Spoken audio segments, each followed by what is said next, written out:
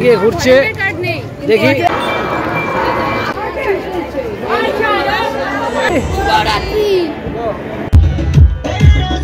নমস্কার বন্ধুরা, তাহলে দুর্গাপূজার আরও একটা ভিডিও নিয়ে আপনাদের স্বাগত জানাই।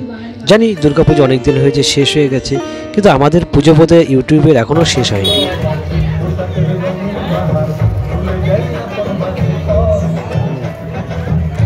আজ নবমীর দিন, আর আমরা চলে এসেছি সাইয়ের পাড়াতে। আর জানেন যে আমার আলিপুরদুয়ার দেখার পর দ্বিতীয় আস্তানা হয়েছে ফালাকাটা মশলাপট্টি। তো সেখানকারই দুর্গাপূজাটা মোটামুটি আলিপুরদুয়ার জেলার মধ্যে অন্যতম সেরা দুর্গাপূজা হয়। তো সেই দুর্গাপূজায় আপনাদের আজকে আমি দেখাবো। ফালাকাটা সাব ডিভিশনের মশলাপট্টি তাদের অন্যতম সেরা পূজা। এখন দুপুর 2টো বাজে, কিন্তু ওই যে বলে দুর্গাপূজার কিন্তু মানুষের দেখার বা ঘোরার কোনো খামতি নেই। একবার ভিড়টা আপনারা লক্ষ্য করুন, তাহলেই বুঝতে পারবেন। আর যে কথাটা আপনাদের অবশ্যই জানানো উচিত, ফালাকাটার মশলাপট্টি হচ্ছে একটা অন্যতম সেরা দুর্গাপূজা। অর্থাৎ তাদের এই দুর্গাপূজা দেখার জন্য পার্শ্ববর্তী অনেক জেলার থেকে মানুষ কিন্তু এখানে আসে কিন্তু। আর আপনারা নিজেরা দেখলেই বুঝতে পারবেন কি সুন্দর অসাধারণ এক প্যান্ডেল এবং তার প্যান্ডেলের অন্দরসজ্জা তারা কিন্তু উপহার দিয়েছে। এখানে দেখুন না, মনে হয় যেন অসংখ্য পদ্ম ফুল ফুটে আছে। এই গাছ এগুলো দেখছেন, মনে হচ্ছে এগুলো সব জলের মধ্যে উল্টো দিকে ভেসে আছে। এই নীল যে আলোটা দেখছেন, এটা হচ্ছে জল। অর্থাৎ আপনারা যদি পুরোপুরি উল্টে দেন থিমটাকে, তাহলে দেখবেন জলের মধ্যে এক অসম্ভব সুন্দর মায়াবী পরিবেশ। চারিদিকে দেখে মনে হচ্ছে যেন বিভিন্ন রকমের যে জলজ প্রাণী বা জলজ উদ্ভিদ সমস্ত কিছু এত সুন্দরভাবে সাজিয়ে রেখেছে মা দুর্গাকে। তার যেন অলঙ্কার, তার রূপ, তার সৌন্দর্য, সেটা যেন প্রস্ফুটিত হচ্ছে সেই জায়গার মধ্যে। যদিও আপনারা সবাই অলরেডি জেনে গেছেন যে এই মশলাপট্টির এবছরের থিম ছিল পীতাম্বরী। তো পীতাম্বর মানে হলুদ, হলুদ মানে অনেক কিছু সেখানে বোঝাতে পারে। হলুদ আলো, হলুদ আভা, অর্থাৎ হলুদের একটা বড় ভূমিকা থাকবে সেই অন্দরসজ্জার মধ্যে। যাই হোক, যে কথাটা আপনাদের আগেও বলেছিলাম যে ফালাকাটা মশলাপট্টি আলিপুরদুয়ার জেলার মধ্যে সেরা পুরস্কার পেয়েছে আর কি। অর্থাৎ এই পূজার উপস্থাপনা, পূজার ডেকোরেশন, প্যান্ডেল, থিম, তাদের পরিচালনা, সমস্ত ব্যবস্থাপনা নিয়ে তারা কিন্তু এই পুরস্কার অর্জন করতে পেরেছে। বরাবরই এই ক্লাবের সুনাম কিন্তু ভীষণ। দিকে দিকে এই ক্লাবের বিভিন্ন যে কার্যক্রম চলে, সেটার মধ্যে আপনারা দেখতে পাচ্ছেন যে আজকে তারা নবমীর খাওয়া দাওয়ার আয়োজন করেছে। যতদূর শুনেছি এবছরে ওদের খাওয়া দাওয়ার আয়োজনের মধ্যে ছিল ফ্রাইড রাইস এবং মটর পনির বা কিছু একটা, আর এছাড়া তো চাটনি পাঁপড় রয়েছে। দেখুন এখানে পাড়ার যারা রয়েছে সবাইকেই কিন্তু তারা বসিয়ে খাওয়াচ্ছে। তো সৌভাগ্যক্রমে এই বছর কিন্তু আমিও খেতে পেরেছিলাম, এটা বেশ ভালো লেগেছে আর কি। তো আমাকে এই পাড়ার অনেক ছোট ছোট বাচ্চারা কিন্তু অলরেডি চেনে আর কি, যে আমি প্রত্যেক বছর দুর্গাপূজা এখানে আসি, তাদের এখানে ভিডিও করি, তাদের দুর্গাপূজাটাকে মানুষের কাছে পৌঁছে দিই, যে এই ব্যাপারগুলো রয়েছে আর কি।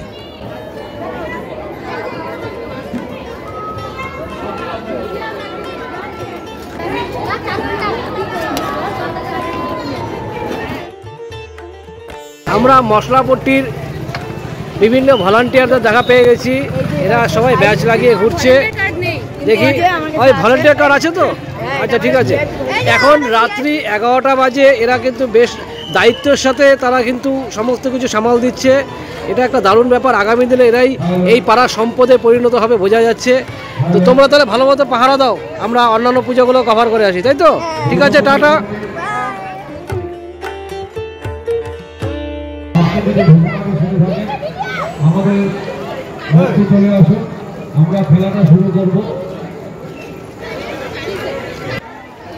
দেখুন আপনাদেরকে একটু আগে দিনের বেলা দেখিয়েছিলাম এই থিমের পূজাটা, পীতাম্বরী। পীতাম্বরী মানে তো আপনারা জানেন হলদে। হলুদ রং কি হয়? আমাদের স্বর্ণালঙ্কার, অর্থাৎ অন্যতম দামি অলঙ্কারের কিন্তু একটা আভা, একটা রং। সেটাই বোধহয় এই সমস্ত মণ্ডপ জুড়ে ফুটে উঠছে।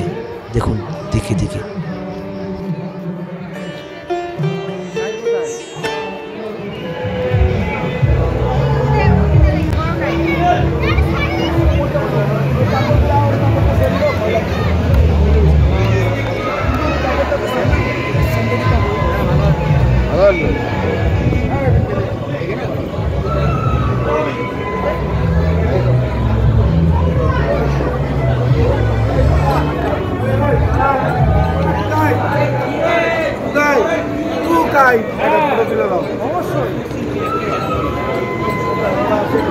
ফুলগুলো দুর্ধর্ষ বানায়।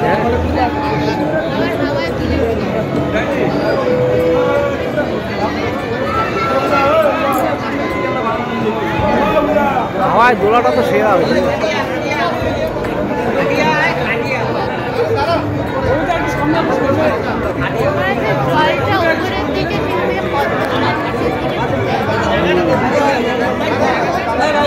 আমাদের তো পুজো এই বছর শেষ, তাই না? বললাম দুর্গা পুজো তো আজকেই শেষ, কালকে তো দশমী, তাই না? কেমন কাটলো তোদের পূজা? আসছে বছর জয় মা দুর্গা। ঠিক আছে, তোরা তাহলে এবার কিন্তু থাকছিস কিন্তু আমাদের সাথে কিন্তু, হ্যাঁ মনে থাকবে। টাটা, শুভরাত্রি।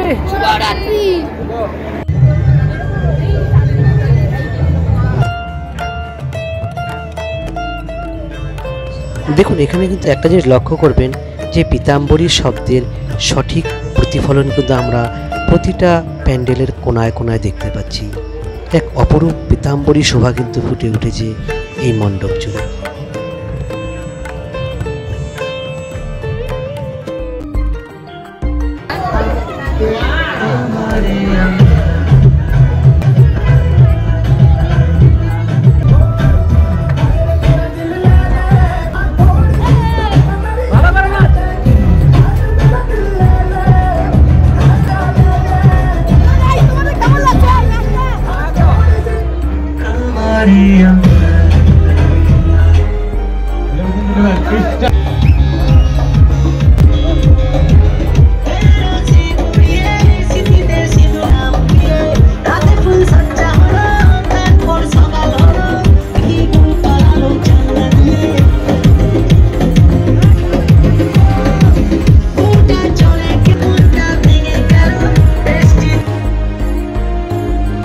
তাহলে দেখতে দেখতে নবমী শেষ, অর্থাৎ দুর্গাপূজা শেষ।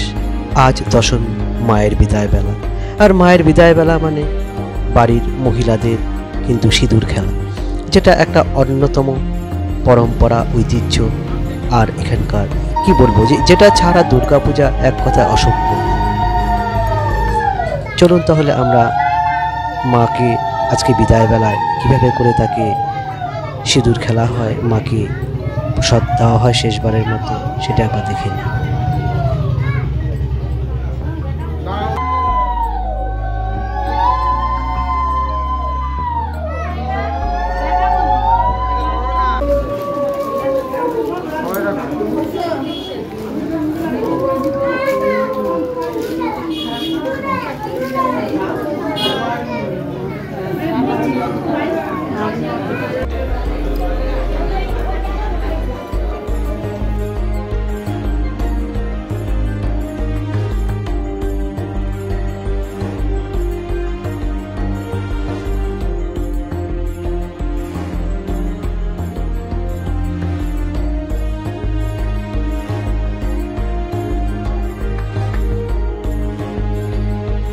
তাহলে এভাবে করেই আমাদের কিন্তু 2025 সালের দুর্গাপূজার সমাপ্তি ঘটল। আপনাদের ভিডিওটা কেমন লাগলো কমেন্টে অবশ্যই জানাবেন। ভালো লাগলে ভিডিওটা শেয়ার করবেন, আর যারা এখনও সাবস্ক্রাইব করেননি চ্যানেলটা অবশ্যই সাবস্ক্রাইব করে রাখবেন। আপনারা ভালো থাকবেন, সুস্থ থাকবেন, আবার দেখা হবে।